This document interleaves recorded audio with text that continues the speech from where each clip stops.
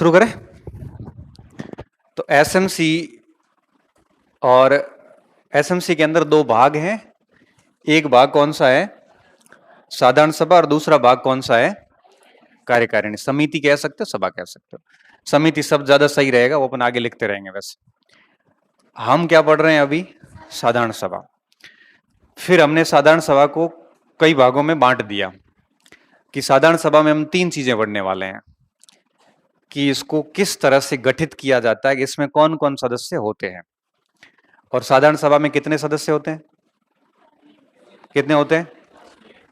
इनकी कोई निश्चित संख्या नहीं है। जबकि कार्यकारी समिति पढ़ेंगे तब हम पढ़ेंगे कि उसमें 16 सदस्य होते हैं। जब साधारण सभा की बात आएगी जिसमें सदस्यों की संख्या फिक्स नहीं होती। क्यों? क्योंकि उसमें सारे अभिभावक सदस्य होते हैं और एक विद्यालय में कितने विद्यार्थी होंगे इसकी संख्या फिक्स अभी तक राजस्थान में है नहीं। कॉलेज में फिक्स है। कॉलेज में सीट फिक्स होती है कि 100 सीट लेनी है या 800 पोस्ट है या 700 है। कॉलेज में फिक्स होती है, तब आपको पता होगा कट ऑफ बनती है। कई बच्चों के एडमिशन हो जाते हैं परसेंटेज बेस पे, कई बच्चों के नहीं होते। तो यहां साधारण सभा के सदस्यों की संख्या फिक्स हो सकती है, हालांकि यहां एसएमसी की कोई व्यवस्था नहीं है। एसएमसी का उल्लेख किस एक्ट में? आरटी एक्ट में है। और आरटी एक्ट कौन सी क्लास तक के लिए? 1 से। इसलिए हम कहते हैं कि एसएमसी की जो व्यवस्था है ये केवल और केवल पहली से लेकर 8वीं तक के विद्यालयों में, इससे ऊपर के विद्यालयों में नहीं है। वहां पर एसडीएमसी की व्यवस्था है जो पहले से चली आ रही है। ठीक है ना? फिर हमने कहा कि साधारण सभा के बैठक गठन की बात कर ली थी कि इसमें कौन कौन सदस्य होते हैं। इसकी सदस्य संख्या नियत नहीं होती, इस बात को विशेष तौर पे ध्यान रखना। अब बात आती है दूसरी सबसे महत्वपूर्ण पॉइंट। दूसरा पॉइंट ये है कि इसकी जब बैठक कब कब होती है साधारण सभा की, तो मैं आपको यहां बता दूं कि इसकी बैठक कब होगी ये तय नहीं है, लेकिन कितनी होगी ये तय है। ये कहा गया है कि कम से कम 3 महीने में एक बैठक हो जानी चाहिए। कितने? 3 महीने में एक बैठक हो जानी चाहिए। और हमारा सत्र होता है 9 महीने का, 3 महीने छुट्टियां चलती है। मतलब ये मान लिया जाता है जून, मई और आपके अप्रैल एग्जाम चलते हैं। अप्रैल, मई, जून ये 3 महीने शैक्षणिक गतिविधियां नहीं होती। शैक्षणिक गतिविधियां कितने महीने होती है? 9 महीने होती है। तो 9 महीने का मतलब हो गया 3 गुणा 3, मतलब आपके हर 3 महीने में एक बैठक आयोजित होना जरूरी है। तो फिर एक शैक्षणिक सत्र में कुल कितनी बैठक हो जाएगी? मिनिमम 3 हो जाएगी। 4 मत करना, क्योंकि हम शैक्षणिक सत्र 9 महीने का मानते हैं। पूरा सत्र नहीं, पूरा सत्र तो 12 महीने का होगा, 1 जुलाई से लेकर जून लास्ट तक। शैक्षणिक सत्र का मतलब होता है जिसमें अध्ययन अध्यापन का काम होता है। आपको पता है कि 10वीं 12वीं के एग्जाम आते हैं, हम फरवरी में छुट्टियां कर देते हैं। मैक्स टू मैक्स चलता है मार्च तक। अप्रैल, मई और जून इन 3 महीनों में एजुकेशनल गतिविधि नहीं होती। फिर एग्जाम, रिजल्ट, एडमिशन प्रोसेस वगैरह ये सब चीजें चलती है। इसलिए शैक्षणिक वर्ष होता है 9 महीने का और 3 महीने में एक बैठक न्यूनतम करनी है। तो कुल कितनी बैठकें आयोजित होगी? 3 बैठकें। अब देखिए कैसे। अब मान लो कि जुलाई से सत्र हमारा शुरू हुआ, जुलाई, अगस्त और आपके सितंबर, पहले 3 महीने इसमें एक बैठक होगी। ठीक है? और जनरली कब करते हैं इसको? जनरली करते हैं 15 अगस्त के दिन, जब पूरा गांव आया हुआ होता है। गांव में कौन है? अभिभावक ही है सारे, स्कूल का स्टाफ तो वहीं रहता है। इसलिए सामान्यतः पहली बैठक 15 अगस्त के दिन होती है। अच्छा, ये तय नहीं है कि 15 अगस्त को ही होगी, ऐसा नहीं परीक्षा में आ जाते कर दो नहीं 15 अगस्त को होगी, जरूरी नहीं है। ये प्रिंसिपल अपनी सुविधा के अनुसार 15 अगस्त को करता, नहीं तो लोगों को अलग से इनविटेशन देना करना समस्या होती है। फिर दूसरी बैठक अक्टूबर, नवंबर और आपके इसमें एक हो जाएगी। इसमें ये करते हैं दीपावली की छुट्टियों से ठीक पहले। दीपावली की छुट्टियों को स्कूल में दीपावली की छुट्टियां नहीं कहते, मध्यावधि अवकाश कहते हैं कि मध्य अवधि हो गई। जुलाई, अगस्त, सितंबर और अक्टूबर और नवंबर के आसपास चलता मामला। उसके बाद आधी अवधि और रहती। तो मध्य अवधि अवकाश जो आता है उसमें एक कर ली जाती है दीपावली के समय बैठक। अब ये भी फिक्स नहीं है कि दीपावली को ही होगी, वो प्रिंसिपल के ऊपर डिपेंड करता है कब बुलाता है। लेकिन उसको बुलानी 3 मीटिंग्स है। ये भी पॉसिबल है कि सितंबर के लास्ट दिन करके अक्टूबर के अगले दिन ही कर दें। कोई ऐसा ऐसा उल्लेख कहीं पर भी नहीं है, बट है कि 3 महीने में एक बैठक होनी जरूरी है। अब तीसरी बैठक होगी जनवरी, फरवरी और आपके मार्च। अब इसमें ये कब कर लेते हैं? 26 जनवरी के दिन। तो एक करते हैं 26 जनवरी को, एक करते हैं 15 अगस्त को, और एक करते हैं दीपावली की छुट्टियों के आसपास। अगर दीपावली की छुट्टियों के आसपास नहीं करिए तो फिर ये शीतकालीन जो अवकाश आते हैं आपके दिसंबर के लास्ट वीक में, कई बार तब कर लेते हैं। करते ऐसे समय जिसके बाद सब छुट्टियां हो रही हो, और लास्ट दिन ये काम करवा के फिनिश करते हैं। तो आपको क्या याद रखना है कि एसएमसी के अंदर साधारण सभा की कुल बैठकें कितनी होती है? 3 बैठकें होती है, और 3 महीने में एक बैठक होनी जरूरी है। समझ गए बात को? पहली बात। अब दूसरा बिंदु, अब कितनी बैठकें होती ये तो आपको पता चल गया। इस बैठक में अध्यक्ष, उपाध्यक्ष और सचिव जो होंगे वो कौन होंगे? कार्यकारिणी समिति का जो भी अध्यक्ष, उपाध्यक्ष और सचिव होगा वही इस बैठक का भी अध्यक्ष, उपाध्यक्ष और सचिव होगा। दोनों के सेम होते हैं, अलग है वो नहीं होते। अब आपके मस्तिष्क में प्रश्न आ रहा होगा कि कार्यकारिणी समिति के अध्यक्ष, उपाध्यक्ष कौन होते हैं? वो हम कहां पढ़ेंगे? बस इसलिए मस्तिष्क में सवाल अभी ये नहीं आना चाहिए ठीक है।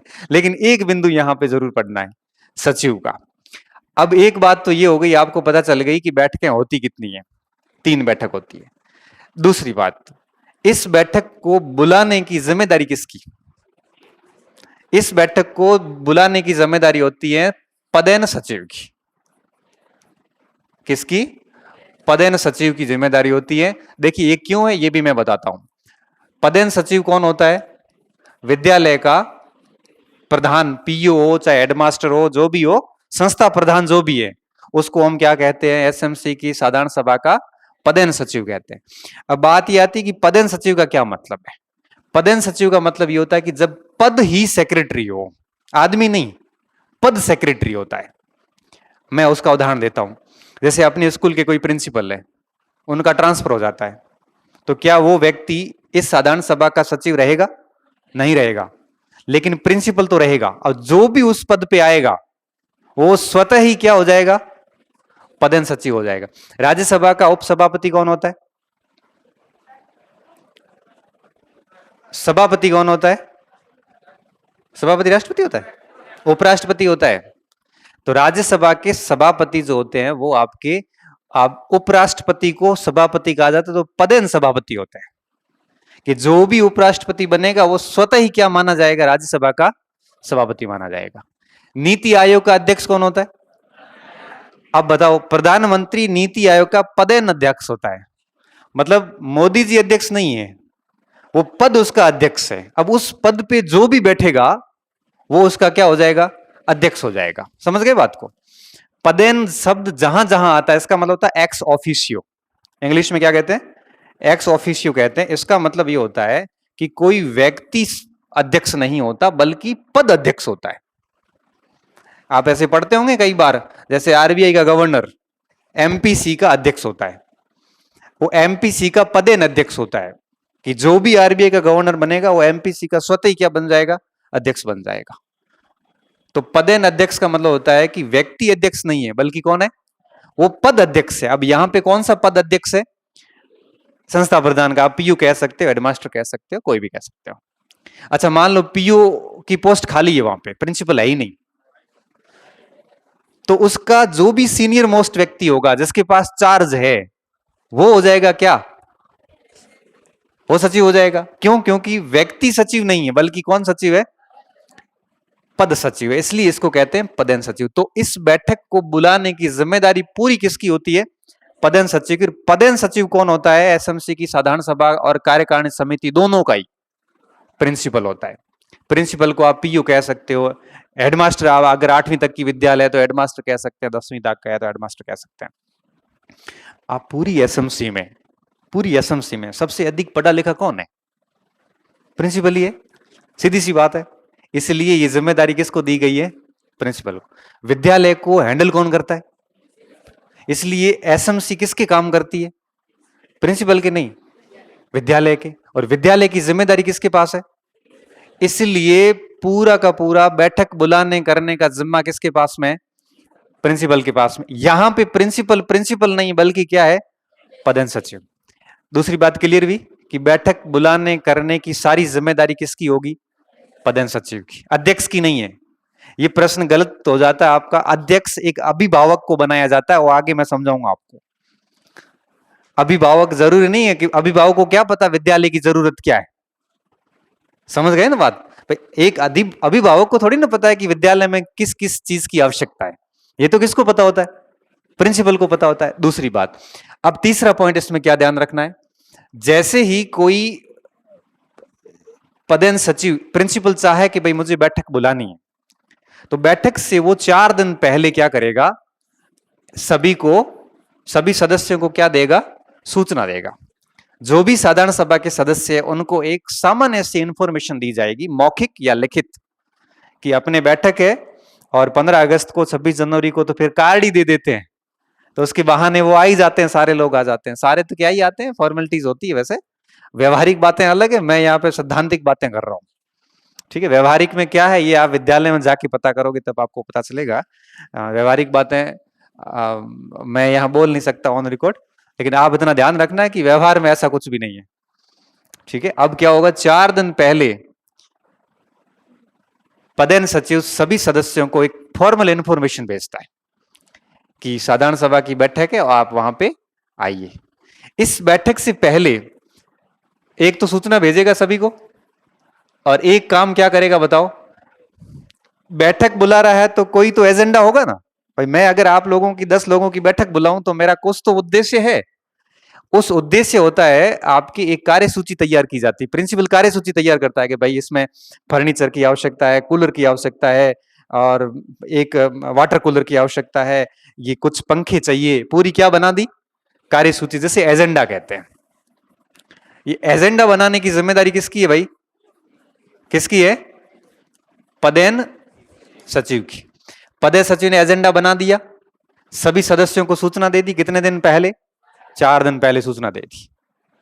अब देखो, 3 बैठकें होगी। बैठक बुलाने का काम किसका? एजेंडा बनाने का काम किसका? हर बैठक से पहले एजेंडा होना बहुत ज्यादा, बिना एजेंडे के कभी कोई बैठक आयोजित नहीं होती। और सूचना देना भी जरूरी, बिना सूचना सदस्य आएंगे नहीं। होगी बात? अब देखो चौथा बिंदु। अब सूचना दे दी, एजेंडा तैयार हो गया, और अब निर्धारित समय, जो निर्धारित समय था 4 दिन बाद सब सदस्य वहां पे मौजूद होते हैं और बैठक शुरू हो जाती है। बाय द वे, वहां पे कुछ सदस्य या अधिकांश सदस्य नहीं आए तो एक कोरम तय किया गया। कोरम का मतलब होता है न्यूनतम संख्या। कोरम का मतलब क्या होता है? न्यूनतम संख्या। न्यूनतम संख्या का मतलब वो ये होता है कि उतने सदस्य आने जरूरी है, अगर इतने सदस्य नहीं आए तो बैठक नहीं होगी।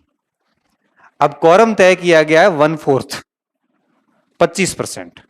मान लेते हैं कि 1000 सदस्य हो साधारण सभा में, तो न्यूनतम कितने लोगों का आना जरूरी है? 250 लोगों का आना जरूरी, अन्यथा बैठक आयोजित नहीं होगी। अब ये तय करेगा कौन? पदेन सचिव काउंट करेगा कि कोरम पूरा हो रहा है, या पार्लियामेंट का कोरम कितना है? 10% का। पार्लियामेंट में कभी भी अधिवेशन होता है तो 10% कोरम होता है उसका, 10% सदस्यों का आना जरूरी है। 530 सदस्य है तो 53 सदस्य संसद में मौजूद है, तभी बैठक होगी, अदरवाइज नहीं होगी। अब क्या हुआ, ये मान लेते हैं कि कोरम पूरा नहीं हुआ, मान लेते नहीं हुआ, अगर हुआ तो मीटिंग खत्म हो जाएगी। अगर कोरम पूरा नहीं हुआ तो इसकी सूचना क्या करेगा? पीओ अपनी डायरी में लिख लेगा कि कोरम पूरा नहीं हुआ। लेकिन ध्यान रखना, कोरम पूरा नहीं हुआ फिर बैठक स्थगित हो जाएगी, फिर वापस 7 दिन बाद फिर बैठक होगी। और उसके बाद जो बैठक होगी ना 7 दिन बाद, इस बैठक में कोरम की आवश्यकता नहीं है। ऐसे तो कोरम कभी पूरा नहीं होगा, और कोरम कभी पूरा नहीं होगा तो आप कभी नहीं आओगे, तो हमारे काम कैसे होंगे? पहली बैठक में कोरम चाहिए, दूसरी बैठक में कोरम की आवश्यकता, भले एक आदमी आए तो साइन करान, वो कह रहे आपका इंतजार थोड़ी कर सकते। 4 दिन पहले सूचना दी, 7 दिन बाद आपको और सूचना मिली, फिर भी नहीं आए, तो 60 डे 7 डेज के बाद में जब आपकी बैठक होगी उसमें quorum की आवश्यकता नहीं है। और अब जितने भी लोग आएंगे उनके साथ में सिग्नेचर करवा के और एजेंडा रखा जाएगा उनके सामने और एजेंडा अप्रूवल हो जाता है। और पूरे चीजें बैठक के अंदर जो मिनट्स होते हैं, मिनट समझते हो आप? जब भी सरकार की किसी बैठक में आप आगे भविष्य में भी कभी जाओगे तो 2 आदमी कॉर्नर में बैठते हैं, वो क्या करते हैं, बैठक में कौन क्या कहता है वो साथ में लिखते रहते हैं। इसे मिनट्स कहते हैं, संस्मरण कहते हैं। जैसे आप किसी कलेक्टर की मीटिंग में जाओगे तो एक स्टेनोग्राफर होता है साइड में, मंत्री की मीटिंग में जाओगे एक स्टेनोग्राफर होता है, वो क्या करता है, बैठक के अंदर जैसे 10 लोग आए, किसने क्या क्या कहा वो पूरा लिखता है, कोड वर्ड में लिखता है, क्योंकि वो फास्ट बोलते हैं तो उसका इतना फास्ट तो लिखा नहीं जाता, कोड वर्ड में लिखते हैं। जैसे प्लस को का मतलब होता है और, उसने कहा कि और, उस वो लिखेगा प्लस, वो किसी को समझ में नहीं आया, स्टेनो की भाषा पूरी अलग चलती है। इस तरह से उस बैठक की पूरी बातें लिखी जाती है। अब ये लिखने का काम भी किसका है, सचिव का। क्यों? क्योंकि एजेंडा किसने तैयार किया था, सारा काम क्या करेगा, कौन करेगा, तो अध्यक्ष की करे। अध्यक्ष घरे बैठो मजा करे, खाटो पिए, उबा है, कोई काम नहीं है। अध्यक्ष के पास में कोई काम नहीं है, सही कह रहा हूं। अध्यक्ष खाली आहे परवानो, बस। मैक्सिमम अध्यक्ष वही है जिनको एजेंडे से कोई मतलब, मारसा लिखियो है तो सही लिखियो है, मारसा कह है तो चाहिए, तो वेला स्वयं ज्यादा क्रॉस क्वेश्चंस नहीं करते कि इसमें क्यों चाहिए, इतना क्यों चाहिए, 300 बच्चे हैं, 2 वाटर कूलर की कहाँ आवश्यकता है, और आप जो वाटर कूलर मंगा रहे हो कौन सी कंपनी का मंगा रहे हो, किसको टेंडर दिया है। ऐसा कोई अध्यक्ष मिल जाए तो पीयू साहब की हालत खराब हो जाए। अध्यक्ष कहता है क्या चाहिए, तो भी वाटर कूलर चाहिए, आओ ठीक है अंगूठा दे दो। अब वो वाटर कूलर कहां से मंगवा रहा है, किसके थ्रू आ रहा है, टेंडर कहां से निकला है, सारी चीजें देखनी पड़ती है। गवर्नमेंट चीजों में बिल वगैरह सब देखना पड़ता है, क्योंकि केस बुक में एंट्री करनी पड़ती है ना। तो अब देखो ये सारा काम कौन करेगा, पीओ करेगा, पदेन सचिव करेगा। यहां पे सबसे इंपॉर्टेंट बात, मान लो कभी ऐसी स्थिति आ जाए जैसे इमरजेंसी हो कोई, मान लो स्कूल में आग लग गई और ऑफिस जल गया, बहुत तत्कालिक काम हो गया। भाई ऐसा हो भी सकता है, कई बार हुआ, मैं खड़ीन में था, वहां आग लगी थी, ऑफिस जल गई, रात में आंकड़ा आया, ऑफिस बड़ी बड़ी हो जाता है कई बार। ऐसी अगर इमरजेंसी आती है तो फिर ये 4 दिन की जगह 2 दिन की पूर्व सूचना के बेस पे भी ये मीटिंग बुला सकता है।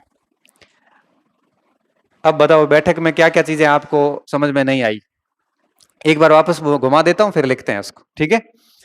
अब बताइए एसएमसी की साधारण सभा की कुल कितनी बैठकें, कितने महीने में एक, 3 महीने में एक होगी। हूं एक का नहीं थे, एक ही बोलो, ठीक है। मैं कहूंगा कि अमेरिका जो है वो आपके ऊपर है, आप सीधे नीचे करोगे ऊपर है, ऊपर का ऊपर तो ऊपर होता है कई बार क्या होता है, आप हाथ के इशारों के साथ जवाब देते हैं। मैं इधर कहूंगा कि पाकिस्तान इधर है, तब आप कंफ्यूज हो जाओगे, इधर है कि इधर है क्योंकि देखा इधर है, अंगुली इधर है किस साइड में। तो कितने महीने बाद बैठक होगी, मिनिमम 3 महीने बाद। बैठक बुलाने का पूरा जिम्मेदारी किसकी है, पदेन सचिव की। पदेन सचिव कौन होता है, पीयू होता है। पीयू की नियुक्ति कौन करता है, इसको सचिव बनाता कौन है, कौन सचिव बनाता है, जो पदेन है उसको कोई बनाता नहीं है, पद अपने आप बना हुआ है। ऐसे नहीं कि इसको साधारण सभा चुनती है या ऐसे बोल दो कि साहब इसको राजस्थान सरकार ने चुना है या डीयू साहब ने नियुक्ति की है, ऐसा मत लिखना। पदेन सचिव का मतलब पद ही सचिव है, उसको किसी के मतदान की या मनोनयन की आवश्यकता नहीं होती। पूरी कार्यकारिणी समिति में 2 लोग ही पदेन होते हैं, कार्यकारिणी समिति की बात कर रहा हूं, एक प्रिंसिपल, एक वार्ड पंच। जिस वार्ड में विद्यालय अवस्थित है उस वार्ड का वार्ड पंच पदेन मेंबर होता है उसका। ये कभी भी रिटायर नहीं होते, इनके कोई भी, इनकी शासन काल नहीं, सॉरी इनका टेन्योर नहीं होता, कार्यकाल नहीं होता।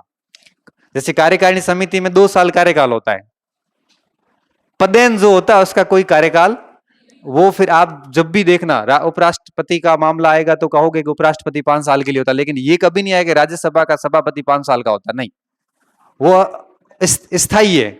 क्योंकि पद कभी खत्म नहीं होगा, 5 साल बाद खत्म होगा, आदमी चेंज हो सकता है वहां पे, लेकिन पोस्ट कभी खत्म नहीं होगी। इसलिए जब भी पदेन शब्द कहीं पर भी लिखा है तो उसका कोई कार्यकाल नहीं होता, वो फिर स्थायी होता है। जो भी पद पे आएगा वो अपने आप ही उसका अध्यक्ष हो जाएगा, वो 20 साल रहेगा या 50 साल रहेगा उसके ऊपर है। तो पूरी एसएमसी की साधारण सभा का पदेन सचिव कौन होता है? पीओ होता है या संस्था प्रधान होता है। साधारण सभा की बैठक बुलाने की जिम्मेदारी किसकी होती है? पीओ की होती है। पीओ साधारण सभा की बैठक बुलाने से पहले कितने दिन पूर्व सदस्यों को सूचना देता है? 4 दिन पहले, और अगर आपात स्थितियां हैं तो 2 दिन पहले। जैसी बैठक शुरू होगी, बैठक से पहले सबसे जरूरी कागजात कौन सा तैयार होगा? एजेंडा तैयार होगा, कार्यसूची तैयार होगी, जिसको तैयार करने की जिम्मेदारी किसकी है? पदेन सचिव की। फिर जैसी बैठक स्टार्ट होगी, उस बैठक में न्यूनतम सदस्य कितने उपस्थित होंगे, तभी बैठक आगे बढ़ेगी? 25%, 1/4 सदस्य। इसको क्या कहते हैं? कोरम। कोरम अगर पूरा नहीं है तो क्या होगा? तो आपकी बैठक स्थगित हो जाएगी। वापस बैठक कितने दिन बाद होगी? 7 दिन बाद जब बैठक होगी, तब कितना कोरम होगा? तब कोरम की आवश्यकता, एजेंडा बदलेगा? एजेंडा सेम रहेगा, बस फर्क इतना होगा कि कोरम की जरूरत नहीं है। इस बैठक के बाद में जो डिसीजन लिए जाएंगे, जो मिनट्स तैयार किए जाएंगे, वो तैयार करने या कागजात संधारित करने की जिम्मेदारी भी किसकी होती है? किसकी होती है? पदेन सचिव की जिम्मेदारी होती है। ये होती है हमारे साधारण सभा की बैठक। ठीक है, लिख ले। फिर हम लिखेंगे इसके कार्य। समझ में आ गया? समझ में आ तो थोड़ा थोड़ा रिवीजन करते रहना, याद हो जाएगा। ऐसा कोई लंबी चौड़ी बात इसमें है नहीं, इतना आपके पास खूब टाइम है।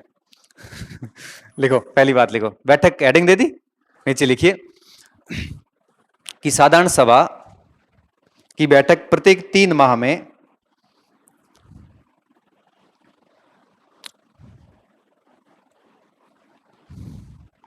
एक बार अनिवार्य रूप से, प्रत्येक 3 माह में एक बार अनिवार्य रूप से करवानी होती है या आयोजित होनी होती है। 3 माह में एक बार अनिवार्य रूप से आयोजित होनी होती है। अंडरलाइन कर दो अनिवार्य शब्द को और 3 माह शब्द को। ठीक है, चूंकि शैक्षणिक सत्र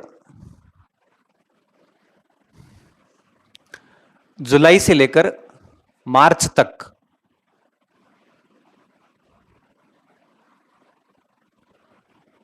नौ महीने तक का होता है। जुलाई से मार्च तक 9 महीने तक का होता है। 9 महीने तक का होता है। इस कारण न्यूनतम 3 बैठकें वर्ष में आयोजित होती है।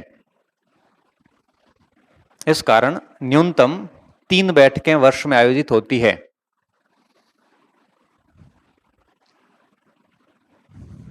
ठीक है, नीचे लिख लो जो कि इस प्रकार होती है। पहला लिखो, ये ऐसे लिख लेना 1 2 3। पहली बैठक लिखो जुलाई अगस्त सितंबर के मध्य। पहली बैठक पीछे लिख लो जुलाई अगस्त सितंबर।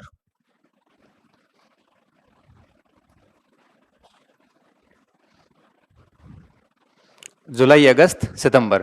कोष्टक में लिख सकते हो सामान्यतः 15 अगस्त। सामान्यतः, ऐसा नहीं कि स्पष्ट 15 अगस्त को ही होगी, ये कोई आवश्यक नहीं है। दूसरी लिख लो अक्टूबर नवंबर दिसंबर, दूसरी बैठक। ये क्यों लिखवा रहा हूं अगस्त वगैरह? ये इसलिए लिखवा रहे हैं ताकि आपके दिमाग में रहे कि 3 बैठकें होती है। होली दिवाली एक, 15 अगस्त बे झंडा और एक वो 3 हो गए, ऐसे आपको याद हो जाएगी। नहीं तो फिर क्या कन्फ्यूजन हो जाओगे। झंडा झंडा ही होता है, साल में 2 बार झंडा आता है हमारे। फिर जो पढ़े लिखे हैं उनके लिए गणतंत्रता दिवस और स्वतंत्रता दिवस होते हैं, और जो पढ़े लिखे नहीं है उनके लिए 2 झंडे होते हैं। तो 2 झंडा दिवस हो गए और 1 दिवाली, 3 बैठकें हो जाती है। तो दूसरा हो गया। तीसरा लिख लो जनवरी फरवरी मार्च, तीसरी बैठक।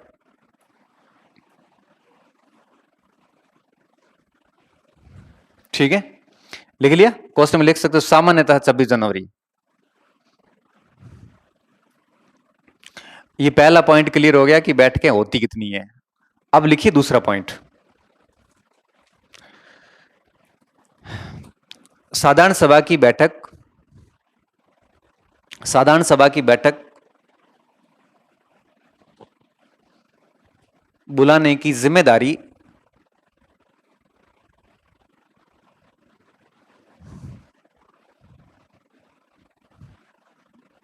जिम्मेदारी साधारण सभा के पदेन सचिव की होती है।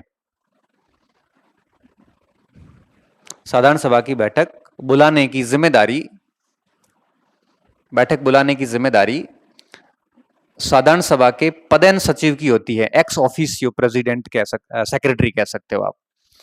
पदेन सचिव की होती है। समझ में आ रही बात? पदेन सचिव की होती है। पदेन सचिव हमेशा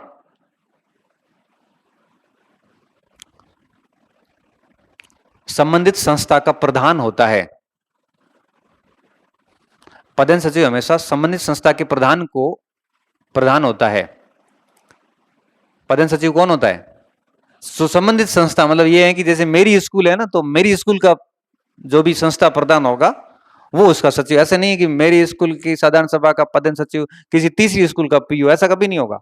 संबंधित संस्था का सचिव, सॉरी, जो संस्था प्रधान है वही उस साधारण सभा की जो आपके सचिव है उस पद पे वो बैठेगा। ठीक है, तो लिख लो कि साधारण सभा के जो पदेन सचिव होते हैं उस पर संबंधित संस्था का जो संस्था प्रधान है वो इसका पदेन सचिव होता है। लिख लिया? अब संस्था प्रधान में देखो, प्रिंसिपल हो सकता है, हेडमास्टर हो सकता है, क्वेश्चन में लिख सकते हो प्रिंसिपल, एचएम, पीओ, है ना। प्रिंसिपल, प्रिंसिपल को ही पीओ कहते हैं, एक ही बात है। लेकिन आप सभी कोमा कर करके लिख लो, परीक्षा हॉल में क्या पता ये पीओ वीओ आ जाए ना, आप संस्था प्रधान ढूंढते रह जाओ। कई बार परीक्षा का दबाव ऐसा होता है कि कुछ भी समझ में नहीं आता। 2011 वाला मैं पेपर देने गया, सेकंड ग्रेड का, जोधपुर सेंटर था। मंगला प्रोसेसिंग टर्मिनल कहाँ है, मैं हंसते हंसते जैसलमेर किया, हंसते हंसते। वाह, सरल सवाल है। जैसलमेर करके रवाना हुआ, एक भाई तो गुडे आयो, आगे आई गाड़ी, ओ मतलब वो मैं क्यों वो पता नहीं क्या हुआ कि मैं मंगला प्रोसेसिंग टर्मिनल जैसलमेर करके आ गया। पेपर हाथ हाथ खोला, देखा तो सच में जैसलमेर किया हुआ। बताओ। तो कई बार परीक्षा हॉल में दबाव इतना होता है कि हम क्या कर रहे हैं हमें खुद को नहीं पता होता है। तो ऐसी स्थिति कई बार आती है, तो क्या पता हमें उस समय ये भूल जाए कि क्या पीयू ही संस्था प्रधान होता है। जब आदमी की मौत आती है तो बहुत ज्यादा सोचता है। सीधो कर दे, हाँ हेडमास्टर उत्तर है तो ठीक है। फिर वहां करेगा क्या पीयू ही संस्था प्रधान होता है? पीयू अगर नहीं है तो संस्था प्रधान हम कैसे कहेंगे? ऐसे करके हमें हमें जाओ, अब जा रहा है ये।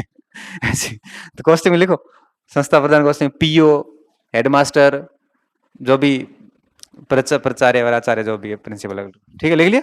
दूसरी बात क्लियर? ये दो हो गए। तीसरा बिंदु लिखिए, बैठक से 4 दिन पूर्व, बैठक से 4 दिन पूर्व पदेन सचिव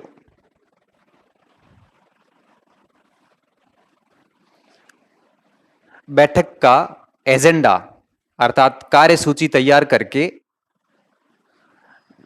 बैठक से 4 दिन पूर्व, मतलब शुक्रवार को अगर बैठक करनी है तो सोमवार को ये काम कर लेंगे।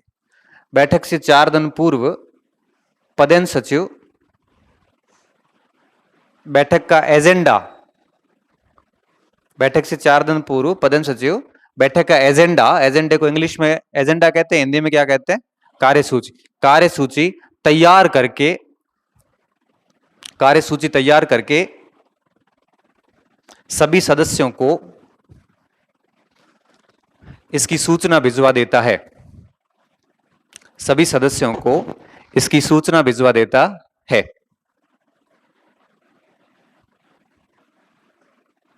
सूचना भिजवा देता है। ठीक है, समझ में आ गई बात? तो इंफॉर्मेशन 4 दिन पहले जाएगी। एजेंडा तैयार करने के बाद इंफॉर्मेशन दी जाती है कि भाई इन चीजों को लेके हम बैठक कर रहे हैं और आप माननीय सदस्य को यहां पे पधारना है, फोन करके या लिखित में सूचना दे देते हैं। ये काम भी किसका है? प्रिंसिपल का। इसलिए हमने लिखा है पदेन सचिव क्या करेगा? एजेंडा तैयार करके और सदस्यों को सूचना देगा। लिख लिया ना, सूचना देने तक की बात लिख ली। अब ये की बात, अब लिखो अगला बिंदु, चौथा बिंदु, तीसरा चौथा जो भी है? हाँ, ये यहां नोट करके डाल दो, बिल्कुल सही। आपात स्थितियों में, आपात स्थितियों में 2 दिन पूर्व सूचना के साथ, 2 दिन पूर्व सूचना, 2 दिन पूर्व सूचना के साथ बैठक बुलाई जाती है। 2 दिन पूर्व सूचना के साथ बैठक बुलाई जाती है, ठीक है। और सामान्य स्थितियों में कितने दिन? 4 दिन, और अगर आपात स्थिति है तो 2 दिन, ठीक है, आधा समय कम कर देते हैं। अब लिखिए ये बिंदु कोरम वाला, ऐसे 5 बिंदुओं में ये बैठक पूरी हो जाएगी, फिर हम कार्यों पे आ जाएंगे, फिर साधारण सभा पूरी हो जाएगी। कार्य सूची कोरम में लिखिए, बैठक के दिन, बैठक के दिन साधारण सभा के कुल सदस्यों का, बैठक के दिन साधारण सभा के कुल सदस्यों का, साधारण सभा के कुल सदस्यों का न्यूनतम 25%, न्यूनतम 25% अथवा 1/4, 1/4 सदस्यों का उपस्थित होना आवश्यक है, उपस्थित होना आवश्यक है, आवश्यक है। 1/4 कोरम पूर्ण नहीं होने, 1/4 कोरम, कोरम का मतलब क्या हुआ? वही न्यूनतम सदस्य संख्या, समझ गए ना। परीक्षा में क्या करते हैं, परीक्षा में 2 शब्द लिखते हैं, कई बार कोरम लिखते हैं कि एसएमसी की साधारण सभा का कोरम कितना है, कितने परसेंट, 25% को हम 1/4 भी लिख सकते हैं। और कई बार कोरम ना लिख के ये लिख लेते हैं कि न्यूनतम कितने सदस्य अनिवार्य रूप से उपस्थित होने चाहिए, तो इंग्लिश में कोरम कहते हैं उसको, कोटा भी बोल सकते हैं। गणपूर्ति भी बोलते हैं, हिंदी में एक शब्द इसका गणपूर्ति भी आता है ना।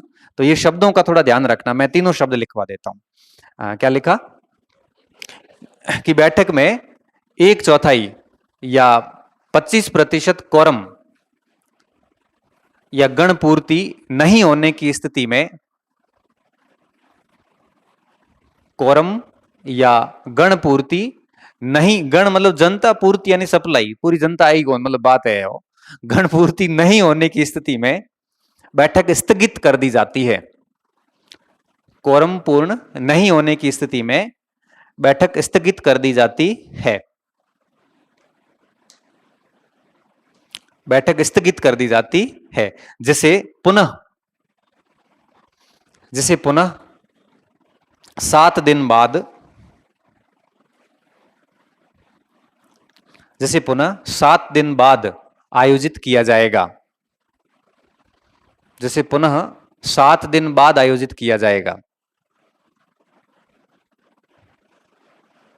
जिसे पुनः 7 दिन बाद आयोजित किया जाएगा। और जब 7 दिन बाद आयोजित होगी तब कोरम की आवश्यकता नहीं रहेगी। 7 दिन बाद आयोजित किया जाएगा, इस समय कोरम की आवश्यकता नहीं रहेगी, इस समय कोरम की आवश्यकता नहीं रहेगी।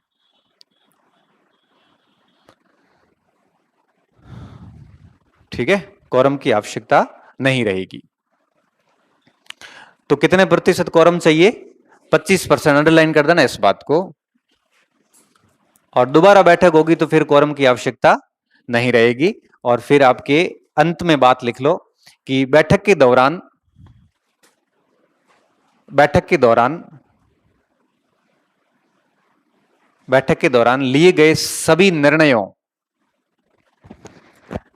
बैठक के दौरान लिए गए सभी निर्णयों, सभी निर्णयों को लिखित में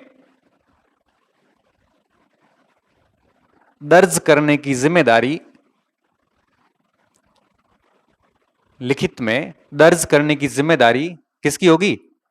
प्रधान सचिव की। हैं प्रधान सचिव जी, सारी जिम्मेदारियां प्रधान सचिव की रहती है। ठीक है। बैठक के दौरान लिए गए निर्णयों को संधारित करने, दर्ज करने, लिखने की जिम्मेदारी किसकी रहती है? पदेन सचिव की। देखिए एक बात हमेशा ध्यान रखना, गवर्नमेंट की कोई भी मीटिंग हो, आप जिस विद्यालय में पढ़ाने के लिए जाओगे, उस विद्यालय में भी जब प्रिंसिपल आपकी बैठक लेगा, तो उस समय एक रजिस्टर आपके पास आएगा जिसमें आपसे साइन करवाई जाएंगी। वो रजिस्टर होता है आपकी बैठक उपस्थिति रजिस्टर, और उस रजिस्टर में जहां आप साइन करोगे, उससे ऊपर आधे पेज में वो बातें लिखी हुई होती है जो बैठक के अंदर डिस्कस की गई है, ताकि 3 महीने बाद आप वापस मिलो तो कहा जाएगा कि 3 महीने पहले हमने निर्णय लिए थे, आपने पूरे कितने होने किए, भूले नहीं। 3 महीने बाद आपको याद करवाया जा सके कि हमने 3 महीने पहले बातें हुई थी, आपको कहा गया था कि आपको 70% पाठ्यक्रम पूरा करवाना है, किस किस विद्वानों ने करवाया, तो नहीं करवाया, तो 3 महीने पहले हमने डिसीजन लिया था, क्यों नहीं करवाया, हमें आपको कारण बताओ, नोटिस जारी कर सकता हूं। आपने हस्ताक्षर किए नीचे, प्रिंसिपल बदमाश हो तो हालत खराब कर दे। अब 17 CC के तहत कारण बताओ नोटिस कि आपने सिलेबस पूरा क्यों नहीं करवाया, जबकि आपने इस बैठक के इस निर्णय के अनुसार सहमति दी थी कि मैं 75% कोर्स पूरा करवाऊंगा। तो कोई भी बैठक के अंदर कभी भी ध्यान रखना, मौखिक बातें नहीं होती, हर चीज को ऑन रिकॉर्ड लिखा जाएगा और रिकॉर्ड संधारित रहता है 30 वर्षों तक। कभी भी आप नट नहीं सकते कि मैं तो बात होनी बैठक में तो ही कौन क्यों, कर्मचारी बहुत होशियार होते हैं, इसलिए सरकार ने व्यवस्था की, कोई भी बैठक हो सारी बातें लिखो। अच्छा, उस बैठक में मैंने कोई सुझाव दिया, वो सुझाव भी लिखा जाएगा कि माननीय सदस्य गणपत सिंह ने सुझाव दिया था, बस वो कहे कि तू तो ही कौन, सुझाव कह दियो तो। इसलिए क्या करते हैं, सारी चीजों को बिल्कुल ऑन रिकॉर्ड रखते हैं ताकि बाद में आपको घेरा जा सके। फिर क्या होगा पता है, जैसे मान लो आपकी स्कूल का रिजल्ट खराब रह गया, प्रिंसिपल के नाम सीधा नोटिस आएगा, किसके नाम, पीयू कहेगा कि मैंने इस सत्र में 6 बैठकें ली है, 6 बैठकों में इनको स्पष्ट इंस्ट्रक्ट किया था कि हमारा पाठ्यक्रम पूरा होना चाहिए, 3-3 बार ये वो, इन्होंने साइन किए, उसके बाद नहीं करवाया, जिम्मेदारी इनकी है। हमें वो स्टाफ हैंग जाए घड़ी बीकानेर घड़ी जयपुर, क्यों, क्योंकि आपने जिम्मेदारी ली थी। प्रिंसिपल कहेगा, प्रिंसिपल कहता है मैंने प्रयास किया है। मान लो कोई स्टाफ चला गया, आ नहीं रहा है 15 दिन से, बैठक बुलाई जाएगी, स्टाफ सभी के सामने बात रखी जाएगी, बैठक में रिकॉर्ड किया जाएगा, और फिर कहेगा, फिर जब कार्यवाही होगी तो प्रिंसिपल कहेगा कि मैंने बैठक बुला के मेरा काम कर लिया, अब नहीं आया तो मैं क्या करूं। इसलिए प्रिंसिपल हर काम ऑन रिकॉर्ड करवाता है ताकि उसको बाद में कोई समस्या न हो। इसलिए बैठक की सारी जिम्मेदारियां किसकी रहती है, पदेन सचिव की रहती है, पदेन सचिव एज ए प्रिंसिपल। ठीक है, अब लिखिए साधारण सभा के कार्य। समझ में आ गई बैठक अच्छे से। अब इसमें आओ, लास्ट में कार्य लिखिए।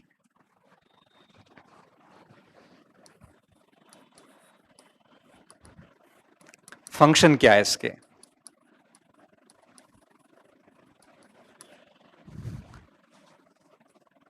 पहला कार्य देखो, साधारण सभा के 3 कार्य बड़े महत्वपूर्ण हैं। पहला जो कार्य आता है इसका, वो ये आता है कि जो हमारी एग्जीक्यूटिव काउंसिल है, कार्यकारिणी समिति, ये जो समिति है, लिखना मत अभी, इसके सभी प्रकार के कामों की निगरानी करने की जिम्मेदारी किसकी है, क्योंकि कार्यकारिणी समिति में 16 लोग ही होते हैं, फिक्स है, कोई भी स्कूल हो, न्यूनतम कितने सदस्य कितने होंगे, 16, वो अपन कार्यकारिणी समिति में पढ़ने वाले। उन 16 लोगों के कामों की निगरानी, मॉनिटरिंग कौन करेगा, साधारण सभा करेगी। तो साधारण सभा का पहला काम यह है कि हम करेंगे कुछ नहीं, हम सिर्फ आपकी निगरानी करेंगे और आप काम करोगे। तो साधारण सभा खुद काम नहीं करती है, बल्कि करवाती है, किससे, सीधी सी बात है, साधारण सभा में 1000 सदस्य कौन काम करे बताओ, कार्यकारिणी समिति में 16 लोग हैं, वो तो काम करेंगे ही। उन्होंने क्या काम किया ये ध्यान में रखूंगा, साधारण सभा ये कहता है, पहला काम। दूसरा काम इसका क्या होता है, परिचालन कोष जो है, पढ़ा ना ये, इस परिचालन कोष के अंदर पैसे कितने आए इस साल में, आए कितनी हुई है, खर्च कितना हुआ है, ये पूरा हिसाब देखना प्रिंसिपल से पूछा जाता है एजेंडे के दौरान। प्रिंसिपल एजेंडा तैयार करता है, तब सदस्य पूछते हैं कि इस साल आपके पास स्कूल में कितना डोनेशन आया है, तो वो कहते साहब इस साल ये रिकॉर्ड रहा, हमारे पास 50,000 रुपए आए हैं। चाहिए कितना? तो 1.5 लाख चाहिए। लाख रुपया कम में तो क्या, लाख रुपए की व्यवस्था मैं करवाता हूं। अब वो कहीं न कहीं फोन वोन करवा के किसी भामाशाह को पकड़ के काम करना। तो परिचालन कोष के संचालन का काम करते हैं ये। इसमें ये रिकॉर्ड देखते हैं कि कितना आया, कितना खर्च हुआ। अगर खर्च ज्यादा हुआ है, आया कम है, तो भामाशाहों से लेके उसको पूरा करने की जिम्मेदारी भी किसकी है? साधारण सभा की। और तीसरा, कोई भी विद्यालय के अंदर कोई भी खरीद कार्य करना हो या कोई नया काम करवाना हो तो साधारण सभा उसकी अनुमति देती है। ये 3 काम है इसके। समझ गए बात को? तो साधारण सभा का मोटा मोटा काम 2 चीजें याद रखनी है। एक तो कार्यकारिणी समिति का ध्यान रखना, और दूसरा पैसे वाले मैटर को हैंडल करना, बस। ठीक है, लिखो, पहला कार्य लिखो कि कार्यकारिणी समिति के कार्यों की समीक्षा करना, कार्यकारिणी समिति के कार्यों की समीक्षा करना अथवा निगरानी रखना। कार्यकारिणी समिति के कार्यों की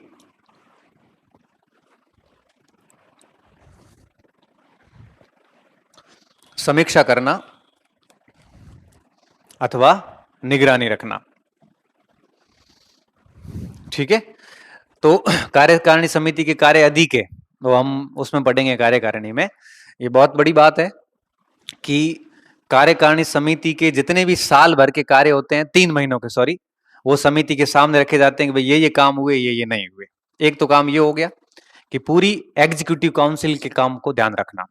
दूसरा काम ये होता है कि परिचालन कोष जो है, परिचालन कोष, देखो स्कूल में 2 टाइप के फंड होते हैं, मैं मोटा मोटा बता देता हूं आपको। एक होता है विकास फंड, डेवलपमेंट फंड जिसे कहते हैं। इसमें सरकार का पैसा आता है, आप लोगों से 10-20 रुपए टीसी के जो लिए जाते हैं, एडमिशन शुल्क वगैरह, वो सब उस विकास कोष में जाता है। वो सरकार का मामला पूरा, वो विकास कोष कहलाता है। उसमें विद्यालय विकास के काम किए जा सकते हैं, उसमें ज्यादा पैसे होते नहीं है वैसे, है? उसमें कम पैसे ही आते हैं, बहुत ज्यादा नहीं आता मामला। दूसरा कोष होता है परिचालन कोष, ऑपरेशनल फंड जिसे कहते हैं। इसमें वो पैसा आता है जो फंड से मिलता है, बाहर से। किसी भामाशाह ने लाख रुपए दे दिए तो विकास कोष में नहीं जाएगा, वो किस में जाएगा? परिचालन कोष में जाएगा। हमने हमारे कार्यक्रम में मान लेते हैं कि विधायक महोदय को बुलाया, विधायक ने कहा कि भाई इस विद्यालय के विकास के लिए मैं एक हॉल की घोषणा करता हूं, उसके लिए मैं आपको 5 लाख रुपए की व्यवस्था घोषणा करता हूं। तो 5 लाख रुपए कहां जाएंगे? उसके परिचालन कोष में चले जाएंगे। मान लो कि विद्यालय के पूर्व छात्र जो थे, जैसे एलुमनी कहते हैं, एलुमनी ने मिलकर अगर लाख रुपए दिए तो वो किस में जाएंगे? परिचालन। तो सरकार का और स्टूडेंट का जो पैसा आता है उसको छोड़ के बाकी जितना भी पैसा आता है ना विद्यालय में दान के रूप में, 15 अगस्त 26 जनवरी तो रजिस्टर ले ली फ्रे है ना एक आदमी, वो पैसा किस में जाता है? परिचालन कोष में जाता है। तो इस कोष का पूरा व्यय पर ध्यान रखने का काम किसका है? और व्यय अगर अधिक हो गया, आया कम है, तो उसको पूर्ति करने की जिम्मेदारी भी किसकी होती है? साधारण सभा। सरपंच साहब उसका सदस्य सरपंच को कहते हैं कि मेरे पैया कम पड़े, सरपंच साहब कहना 2-3 दिन जाले लावे करे, या कोई गांव का अच्छा भामाशाह है, कोई पैसे ठीक ठाक है, उसको बुलाते हैं। तो ये काम भी साधारण सभा अपने स्तर पे करती है। ठीक है, तो दूसरा बिंदु लिखो कि विद्यालय के परिचालन कोष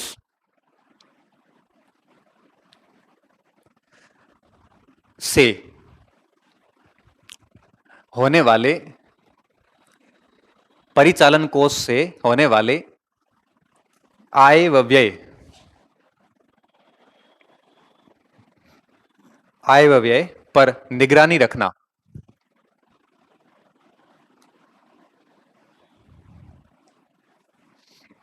निगरानी रखना तथा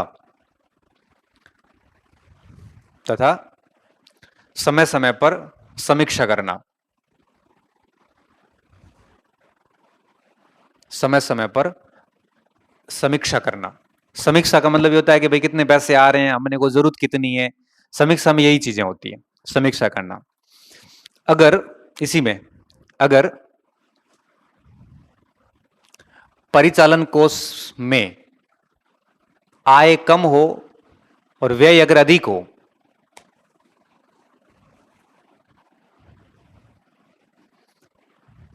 आय कम हो, व्यय अगर अधिक हो तो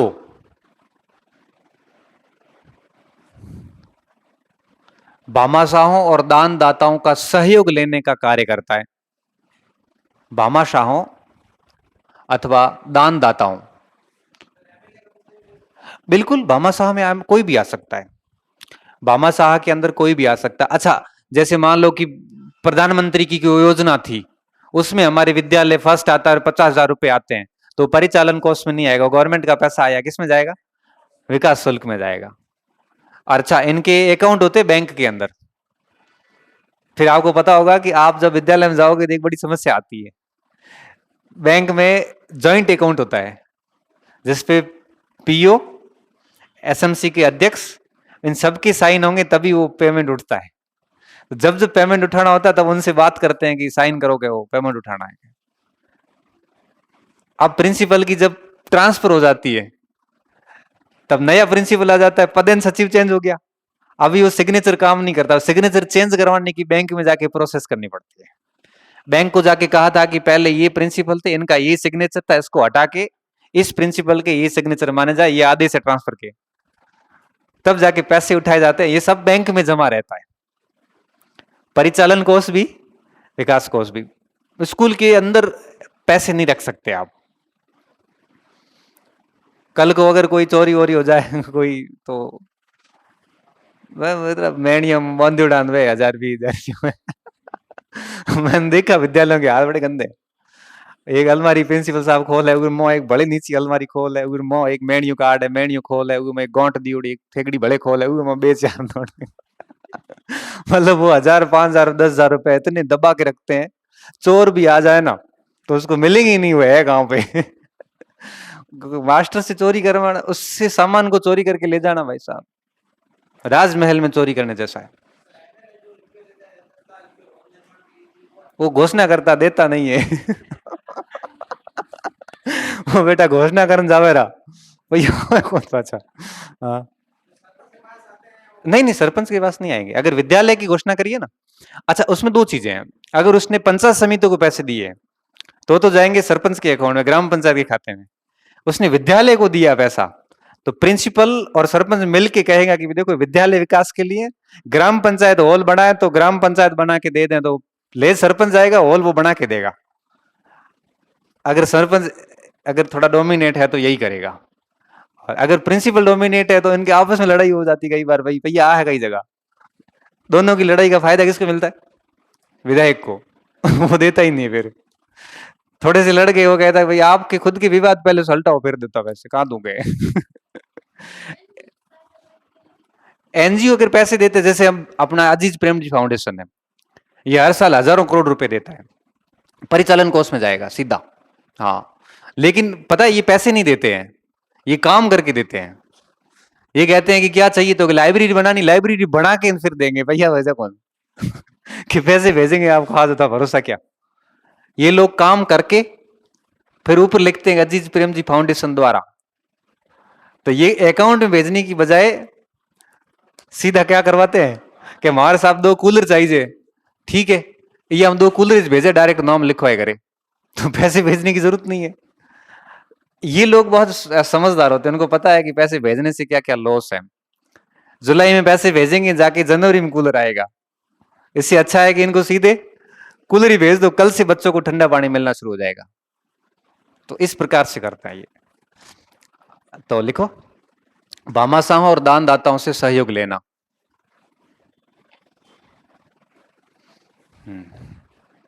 ठीक लग रहा है? अच्छा, स्कूल समझ में आ रही है? आज तक आगे जाता था, स्कूल के अंदर बहुत चीजें होती है और बड़ा इंटरेस्टिंग पॉइंट पोर्शन पूरे इसमें 3rd ग्रेड सिलेबस में एक यही है, जिसमें ज्यादा याद नहीं रखना पड़ता, बस इसमें आनंद है केवल। और थोड़ा सा आरटीआई को याद करना है, अगर पेपर फॉर्मेट से बनता है तो 25 से 30 सवाल सीधे सही होते हैं। अब फॉर्मेट से पेपर नहीं बनाते हैं तो अब कुछ कर नहीं सकते हम, जैसे पिछली बार उन्होंने फॉर्मेट से नहीं बनाया।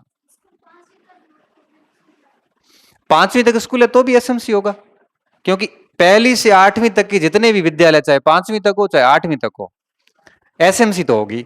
हाँ, गवर्नमेंट होने चाहिए, उसमें सेम प्रोसेस होगी।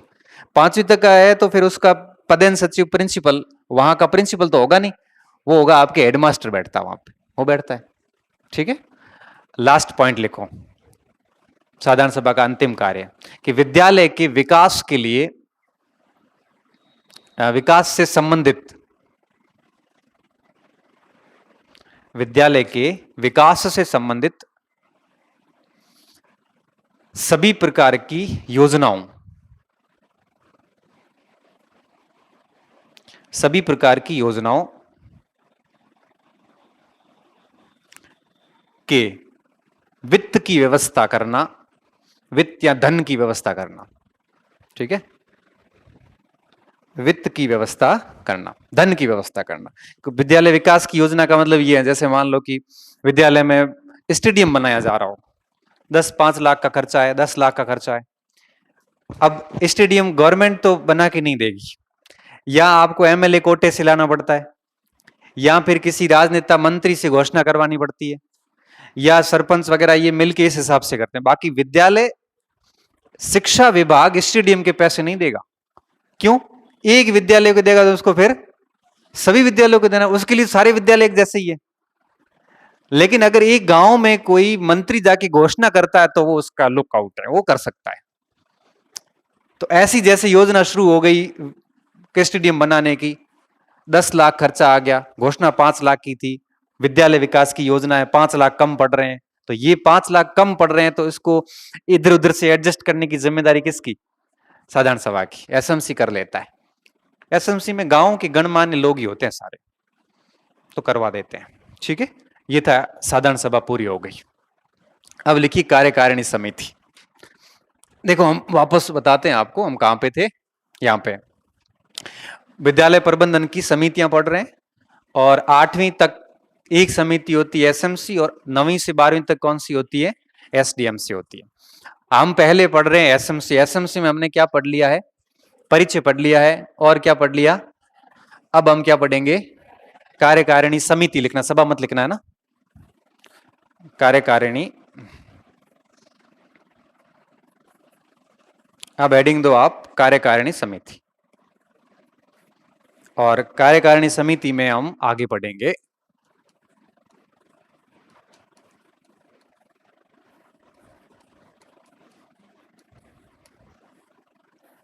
ठीक है। अब देखो कार्यकारिणी समिति में हम 3 चीजें पढ़ेंगे। एक तो थोड़ा इसका परिचय कर लेते हैं, फिर क्या करेंगे? गठन के, इसमें कौन कौन होते हैं? इसमें 16 सदस्य होते हैं, और फिर बैठक, और फिर कार्य, ये 4 चीजें इसमें आएगी। ठीक है, ये होते ही हमारी एसएमसी पूरी हो जाएगी। फिर एसटीएमसी में इतना ज्यादा कुछ नहीं है, जितना एसएमसी काफी इंपॉर्टेंट भी है।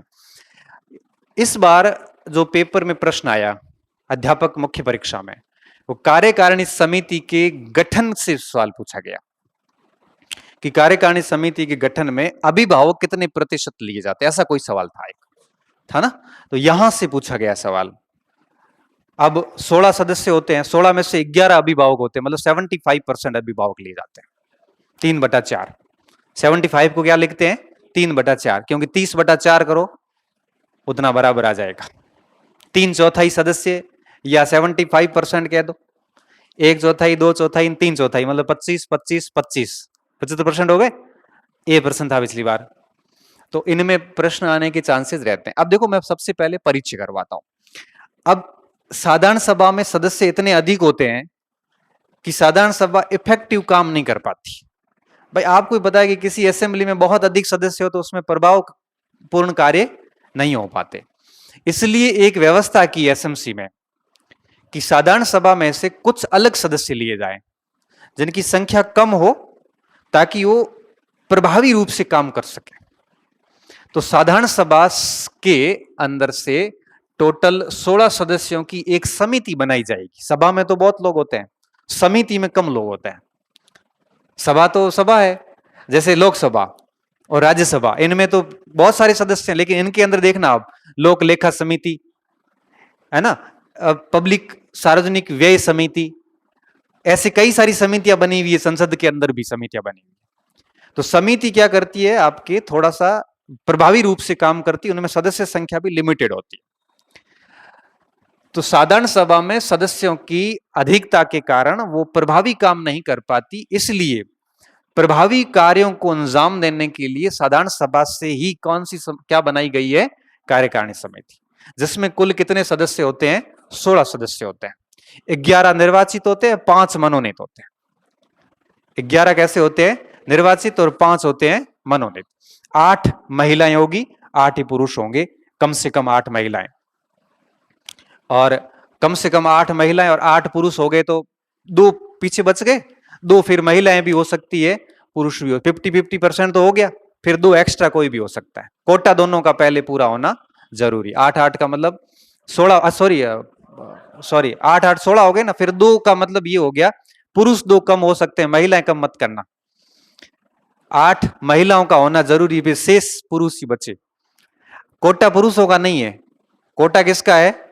महिलाओं का। 8 महिलाएं होनी जरूरी है, इसका मतलब ये नहीं कि 9 महिलाएं नहीं हो सकती, 9 आदमी नहीं हो सकते, 8 महिलाएं होनी आवश्यक है। समझ गए बात को? 8 महिलाएं होना आवश्यक है, मतलब उतनी तो लेनी है, और 3 एक्स्ट्रा आ गई, जैसे पीयू है, पीयू महिला है कोई, तो 9 हो गई अपने आप ही। एक टीचर महिला है, 10 हो गई अपने आप ही। इसको मैं आगे समझाऊंगा कि 16 में क्या क्या स्ट्रक्चर काम करेगा। तो 16 में से 11 निर्वाचित होंगे, 5 मनोनीत होंगे। 5 मनोनीत में भी 2 विधायक मनोनीत करता है, 2 पदेन होते हैं, एक वार्ड पंच और एक प्रिंसिपल, एक महिला होती है और इसमें टीचर कोई न कोई, एक अभिभावक को लिया जाता है, ऐसे करके 5 बना देते हैं। और जो पीछे 11 बचे, 11 अभिभावक आते हैं। अभिभावक 11 ही कैसे होते हैं? निर्वाचित होते हैं, जो साधारण सभा निर्वाचित करके उनको आगे भेजती है। ठीक है, अब आप थोड़ा सा परिचय लिख लो, आज परिचय हम कर पाएंगे, फिर आगे कल की क्लास में हम आगे ये गठन वठन कर लेंगे। परिचय लिख लीजिए कि साधारण सभा में सदस्यों की संख्या अधिक होने के कारण, परिचय लिखी, कार्यकारिणी समिति हेडिंग नहीं दी, हेडिंग दो पहले, कार्यकारिणी समिति हेडिंग देके पहले परिचय लिखो।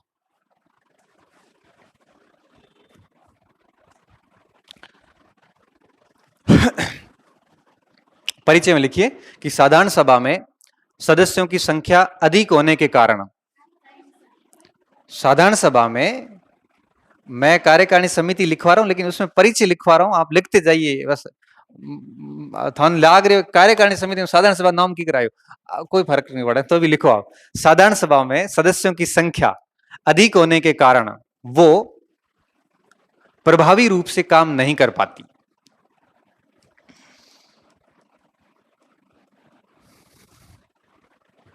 इस कारण पाछो बोलना पड़े, काम नहीं कर पाती। साधारण सभा के सदस्यों की संख्या अधिक होने के कारण वो ठीक तरीके से काम नहीं कर पाती। इस कारण, किस कारण? इस कारण, अरे किस कारण क्या? साधारण सभा अधिक के सदस्य काम ठीक हुए कौन? इस कारण साधारण सभा के द्वारा एक समिति का गठन किया जाता है, एक समिति का गठन किया जाता है जिसे कार्यकारिणी समिति कहा जाता है। हम ठीक है? जिसे कार्यकारिणी समिति कहा जाता है। साधारण सभा के सदस्यों की संख्या अधिक होने के कारण वो काम ठीक से नहीं कर पाते, इस कारण साधारण सभा के द्वारा एक समिति का गठन किया जाता है, जिसे हम क्या कहते हैं? कार्यकारिणी समिति कहते हैं। परिचय हो गया?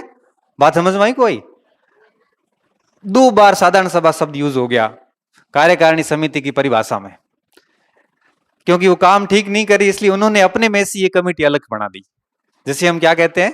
कार्यकारिणी समिति। अब लिखिए इसका गठन,